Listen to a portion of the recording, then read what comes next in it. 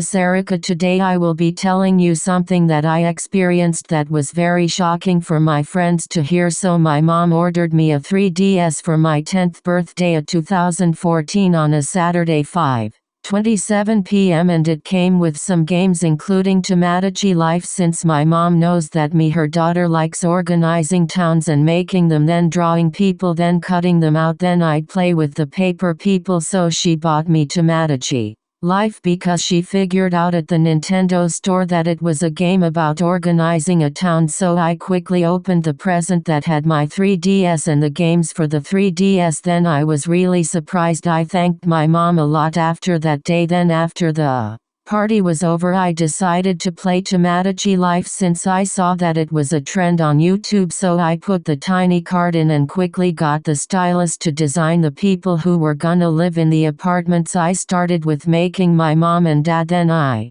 made one of my friends, then I made 10 other islanders. Here's the list of islanders I made: mom, dad, me, my friend, my aunt, my uncle, my cousin, my other cousin, my grandma, my grandpa, my favorite teacher, and lastly my boy self. So then after checking up on 11 midis, I visited my boy self. He had a problem, so I decided to figure out what the problem was. He said that he got a big cut, so he rolled up his sleeve. There was 3 options that Tomodachi Life gave me: 1 put a bandage, 2 beat him up, 3 pour salt into the wound. I was really confused because this was a kids game for kids. Then it went to beat him up, then for some reason it did choice 2 and choice 3. I tried to stop it, but it didn't let me stop the torture that was happening to this innocent midi. I was really shocked. Then I quickly got out of the game and got on a game like a Mario game. I don't remember what the name was, but it was like make a level then play, and you could play other people's creations. Then the next day I got on Tomodachi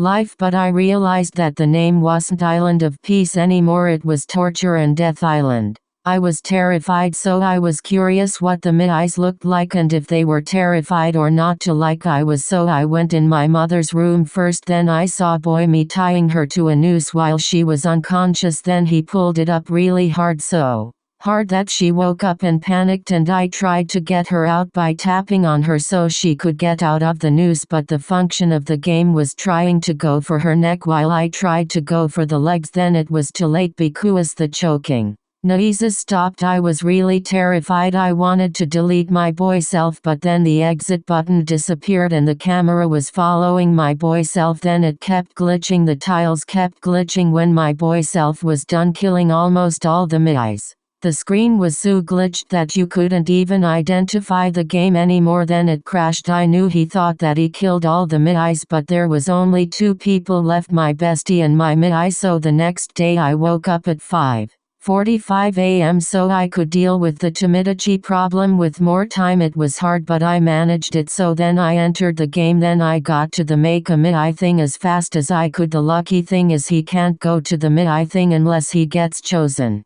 to get deleted or redesigning the charcator, and the thing is he's locked in a pose, so my 2 other midis were safe. Then with a keep changing pitched voice that I didn't put on my boy self, me said, "Fizz is not he," and I was totally freaked out, but he managed to get in the midi maker thing but only had access to the pitch. Then I deleted him. Then that's the whole story, and I lived happy with my midis that I created, and I promised to myself that I will never ever make a boy version of me in Tomodachi Life ever again. The end of part 1. This story is just a creepypasta, it is not real.